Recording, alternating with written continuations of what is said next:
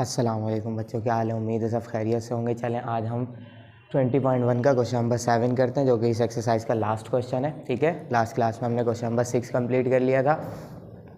आज हम question number 7 को करते हैं। ठीक है, और अगर किसी को ना समझ में आ रहा हो कि ये क्या चल रहा है यहाँ पर, ये जो एक्सरसाइज, ये क्वेश्चन जो अभी हम करने वाले हैं, तो बराए मेहरबानी पीछे वाले सारे क्वेश्चंस देखें। ठीक है, अब देखें क्वेश्चन नंबर 7 आपको यहाँ पे नज़र आ रहा होगा। ठीक है, देखें सवाल में पढ़ के बताता हूँ क्या कह रहे हैं। Show that the roots of this equation, ये जो इक्वेशन दी गई है ये क्वाड्रेटिक इक्वेशन है, अभी हम बनाएंगे, आर रियल।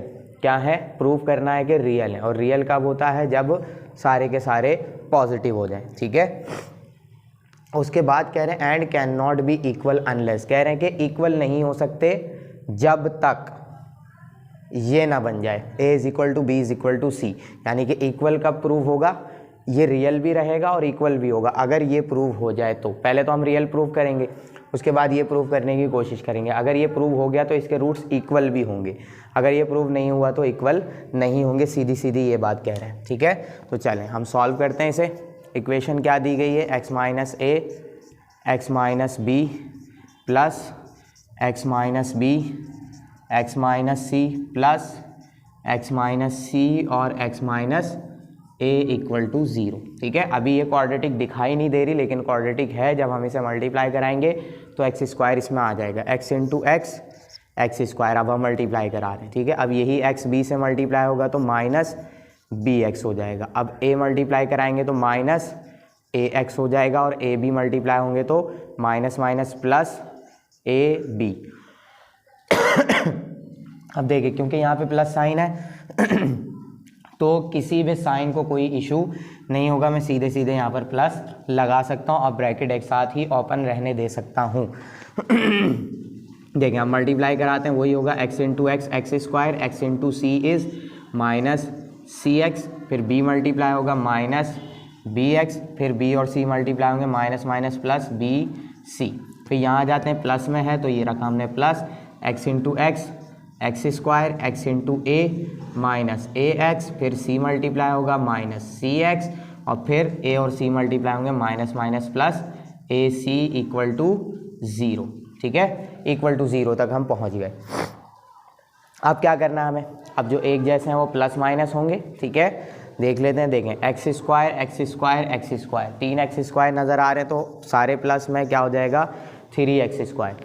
अब एक्स वाली टर्म्स देखें, माइनस बी एक्स ए एक्स सी एक्स बी एक्स, सब के सब इसी तरीके से दिए गए। ठीक है, अब माइनस बी एक्स क्या हो जाएगा माइनस 2bx। चलें पहले ए वाले देख लेते हैं ना, माइनस ए एक्स और माइनस ए एक्स, तो माइनस में दोनों, तो माइनस माइनस क्या होता है प्लस होता है, तो माइनस का 2ax हो जाएगा। अब बी वाले देख लेते हैं, माइनस बी एक्स क्या हो जाएगा माइनस 2bx हो जाएगा। अब सी एक्स वाले देखेंगे, देखें एक सी एक्स ये रहा और एक सी एक्स ये रहा। ठीक है, तो माइनस सी एक्स क्या हो जाएगा माइनस 2cx हो जाएगा। ठीक है, क्या क्या यूज़ कर लिया हमने, ये यूज़ कर लिया, ये कर लिया, ये कर लिया, ये कर लिया, ये भी हो गया, ये भी हो गया, ये भी हो गया, ये भी हो गया और ये भी हो गया। ठीक है, क्या क्या बच रहा है हमारे पास, ए बी बी सी और ए सी, ये तीनों चीज़ें बच रही हैं और तीनों प्लस में, तो ए बी प्लस क्या आ जाएगा B C plus A C equal to 0। ठीक है, अब देखें क्वाड्रेटिक टाइप थोड़ी सी लग रही होगी क्योंकि एक्स स्क्वायर यहाँ पर आ गया, तो इस एक्स स्क्वायर वाली टर्म को यूँ ही रखा। अब मुझे एक्स वाली टर्म चाहिए, 3 एक्स वाली टर्म्स हैं, तो मैं क्या करूँगा, 2 भी कॉमन आ रहा है तो माइनस का 2 कॉमन निकालूंगा और इसके साथ साथ एक्स भी कॉमन निकालूंगा क्योंकि सब में से एक्स कॉमन आ रहा है। तो क्या बचेगा ए प्लस बी प्लस सी, उसके बाद ए बी सी और ए सी इक्वल टू 0। अब बन गई क्वाड्रेटिक इक्वेशन। ठीक है, हम सॉल्व करके आ चुके हैं ऐसा, इसको चाहें तो आप ऐसे करके ब्रैकेट में रख सकते हैं।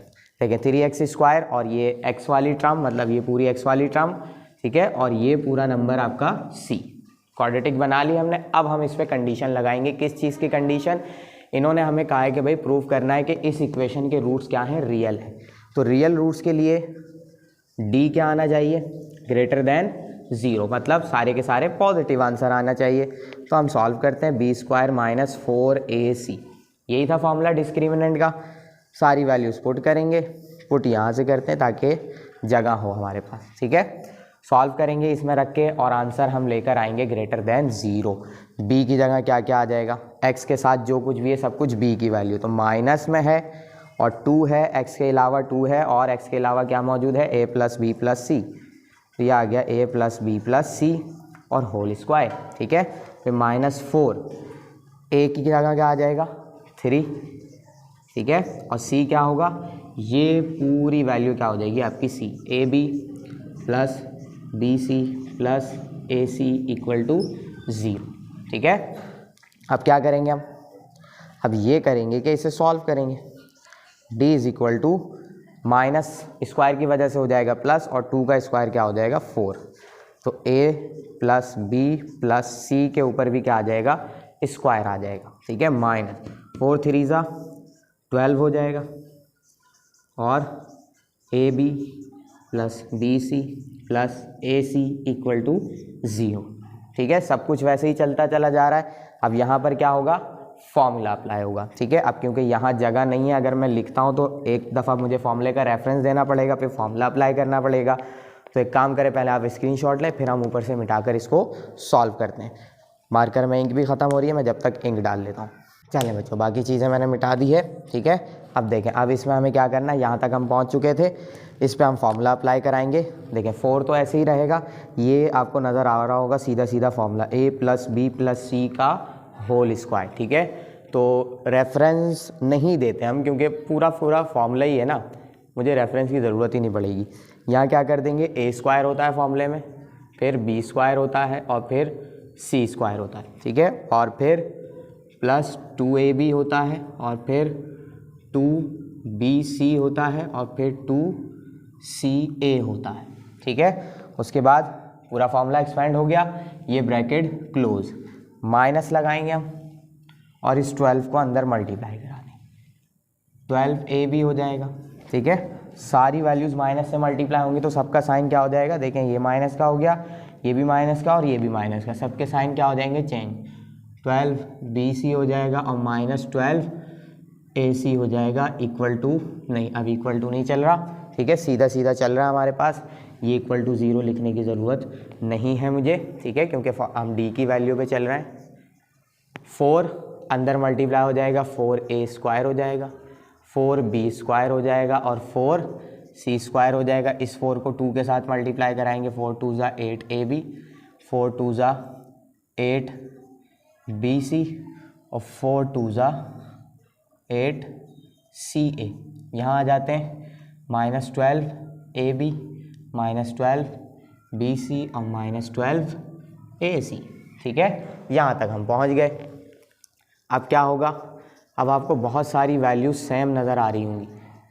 4c स्क्वायर, देखें 8ab 12ab, माइनस कराएंगे क्या बचेगा, -4ab बच जाएगा। ठीक है, 8bc -12bc, माइनस कराएंगे क्या बचेगा, -4bc बच जाएगा।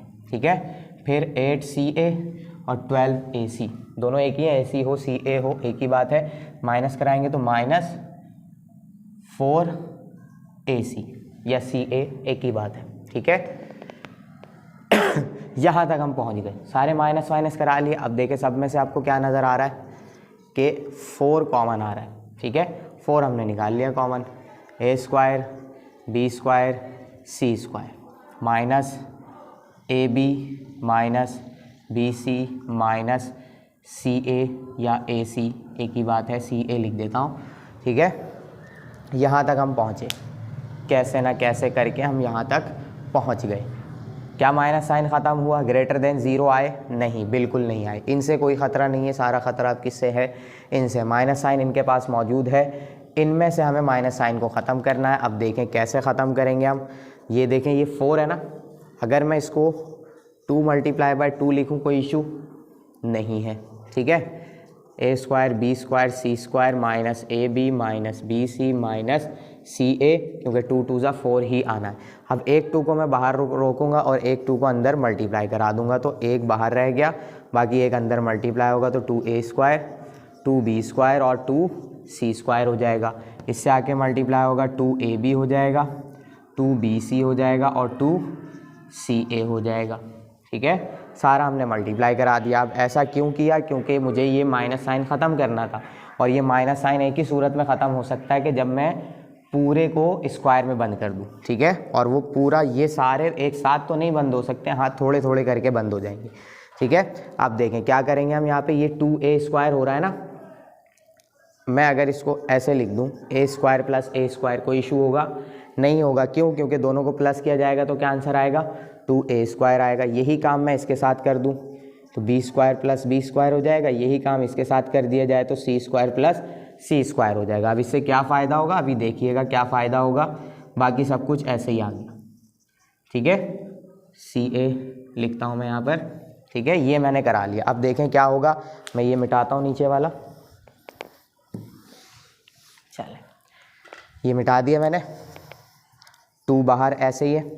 अब देखें एक a² ये लिया मैंने, उसके बाद मैं रख रहा हूँ -2ab को, ठीक है, बड़े ब्रैकेट में सारा बंद कर रहा हूँ, और b हो रहा है, और एक मैं b² यूज़ कर रहा हूँ, ठीक है। देखें मैंने ये यूज़ किया, ऐसा क्यों किया? a² - 2ab plus b², formula बनता हुआ नज़र आ रहा है, बिल्कुल बनता हुआ नज़र आ रहा है। अब हम सारी एक एक करके वैल्यूज़ को यूज़ करेंगे फार्मूला बंद करने के लिए। देखिए एक a² यूज़ कर लिया, एक b² यूज़ कर लिया, और इसको यूज़ कर लिया मैंने, हो गई ये यूज़। बीच में प्लस लगाता हूँ मैं, ठीक है, फिर एक a² यूज़ हो गया। अब मैं किसके साथ यूज़ करना चाह रहा हूँ? b² और c² का फार्मूला बनाना चाह रहा हूँ, क्योंकि यहाँ देखें 2bc है, ठीक है, तो एक b² लिया मैंने, और यहाँ से एक 2bc ले लिया, और फिर प्लस c है तो एक c² ले लिया मैंने, ये आ गया c²। ये भी फार्मूला बनता हुआ नज़र आ रहा है, बस a की जगह b है और b की जगह c है। दोनों b² यूज़ हो गए, और एक bc भी यूज़ हो गया, एक c² भी यूज़ हो गया, ठीक है। अब क्या क्या बच रहा है? एक a² बच रहा है, एक c² बच रहा है, और दूसरा 2ca बच रहा है। तो यहाँ लगाया मैंने प्लस। कैसे बना रहा हूँ मैं फार्मूला? पहले c² लिखूँगा, फिर -2ca लिख लूँगा, और उसके बाद ca है, फिर प्लस a² को यूज़ कर लूँगा। देखें खुद से सारी वैल्यूज़ हैं, सबको बस मैंने अलग अलग तरीके से रख दिया। क्यों? क्योंकि ताकि ये फॉर्मूले में बंद हो जाए। a² ये भी यूज़ हो गया, और ये भी यूज़ हो गया, और ये भी यूज़ हो गया, सारे यूज़ हो गए। देखें ये फार्मूला बना रहा है पूरा का पूरा, ये भी पूरा फार्मूला बना रहा है, और ये भी पूरा फार्मूला बना रहा है। तो हम फार्मूले का रेफरेंस देते हैं यहाँ पर कि हम कौन से फार्मूले में बंद करने वाले हैं भाई। a - b के होल स्क्वायर में सबको बंद करेंगे, a² - 2ab प्लस b², ठीक है।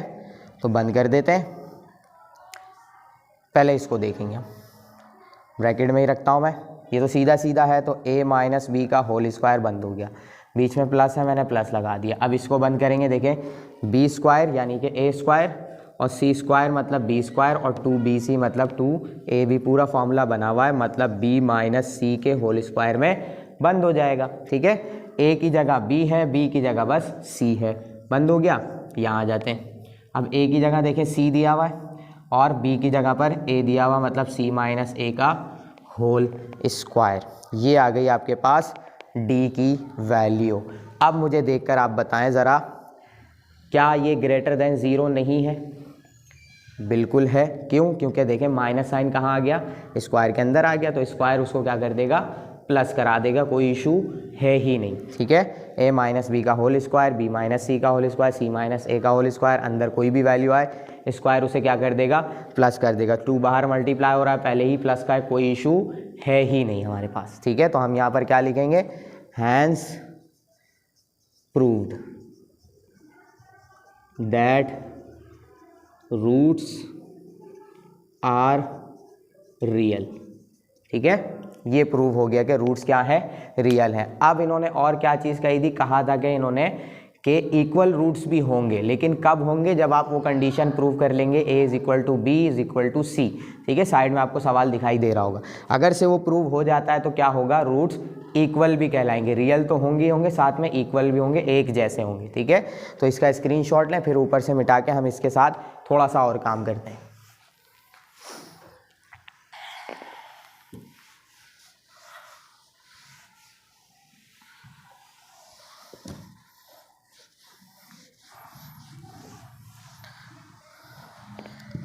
चलें देखें ये मिटा दिया मैंने। अब क्या करना है, अब इन्होंने कहा है कि भाई आपको इक्वल रूट्स भी प्रूव करना है, तो मैं यहाँ लिखूँगा for equal roots. Equal roots के लिए क्या होता है, डी इक्वल हो जाता है 0 के। सही है, यही कंडीशन है हमारे पास, अगर रूट्स इक्वल है तो डिस्क्रिमिनेंट क्या आना चाहिए, 0। अभी हमने डिस्क्रिमिनेंट की ही तो वैल्यू निकाली हुई है, यानी डी की वैल्यू, तो इसको मैं यहाँ पे पुट करता हूँ डी की जगह पे a minus B whole square plus b minus C whole square plus c minus A whole square equal to क्या होगा, 0 होगा। ठीक है, ये हमें बता दिया गया, कोई इशू ही नहीं है। अब ये 2 यहाँ मल्टीप्लाई हो रहा है, उस तरफ जाके डिवाइड होके 0 से ख़त्म हो जाएगा। तो क्या क्या बचेगा मेरे पास, मेरे पास बचेगा a plus B whole a minus B whole square b minus C whole square plus c minus A whole square equal to 0। ठीक है, अब देखें ये इक्वेशन क्या कह रही है, इक्वेशन के हिसाब से हम चलेंगे। इक्वेशन हमें बता रही है कि ये तीनों नंबर्स जब प्लस होंगे तो आंसर क्या आएगा, 0 आएगा, यही बता रही है। ये तीनों वैल्यूज़ यानी कि ये और ये तीनों प्लस किए जाएंगे तो आंसर क्या आएगा, 0 आएगा। अब अगर मैं आपको एक मिसाल दूं कि आपको 3 नंबर प्लस करने लेकिन आंसर लेकर आना है 0, किसी भी तरीके से आंसर लेकर आना है 0, और इसमें से कोई नेगेटिव भी नहीं आएगा, सारे पॉजिटिव होंगे, तो 3 पॉजिटिव नंबर उठाएं, क्या ये 0 के बराबर है, कभी नहीं हो सकता। 1 1 ले लें, जितना छोटा लेना चाह रहे हैं ले लें, क्या ये 0 के बराबर होगा, कभी नहीं हो सकता। ये 0 के बराबर कब होगा, जब तीनों ही नंबर्स क्या होंगे, 0 होंगे, यानी ये तीनों के तीनों क्या होंगे, 0 आंसर आएगा, जब ही तीनों का सम भी क्या होगा, 0 होगा। समझे, तो इस वजह से अब हम यहाँ पे क्या लिख के बताएंगे इन्हें बता देंगे the sum of 3 numbers, 3 values लिखता हूँ मैं, नंबर्स नहीं लिखता, 3 values will be equal to 0, will be equal to 0 if and only if when all three of them will be 0। ठीक है, जब उसमें से तीनों के तीनों क्या होंगे, 0 होंगे, जब ही ऐसा मुमकिन है कि ये तीनों का सम क्या आएगा, 0 आएगा। सम से मुराद यानी तीनों को प्लस किया जाए तो 0 आए। तो इस कंडीशन से हमें क्या पता चला कि a माइनस बी का होल स्क्वायर किसके बराबर होगा, 0 के बराबर होगा।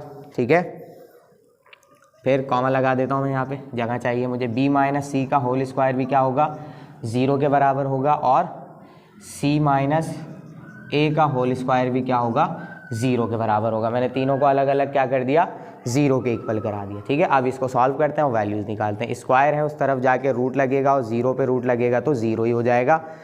माइनस भी उस तरफ जाके क्या हो जाएगा, प्लस भी हो जाएगा, तो a की वैल्यू क्या हो जाएगी, b। सही है, a और b आपस में बराबर है।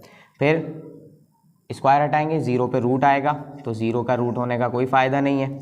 माइनस सी उस तरफ जाके क्या हो जाएगा, प्लस सी हो जाएगा, तो b is equal to b is equal to c।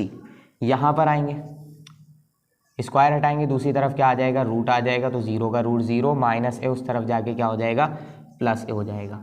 अब देखें ज़रा तीनों की वैल्यूज़, a बराबर है b के, b बराबर है c के, और c बराबर है a के। तो क्या तीनों आपस में एक दूसरे के बराबर नहीं है, a b के बराबर हो गया, b खुद c के बराबर है, तो जब b c के बराबर है तो a भी c के बराबर होगा। तो यहाँ पे आ रहा है कि a भी c के बराबर है, तो हम यहाँ पे क्या लिखेंगे, a is equal to b is equal to c। तीनों एक दूसरे के क्या है, बराबर हैं। तो यहाँ पे हम क्या लिख देंगे, hence proved that roots are equal.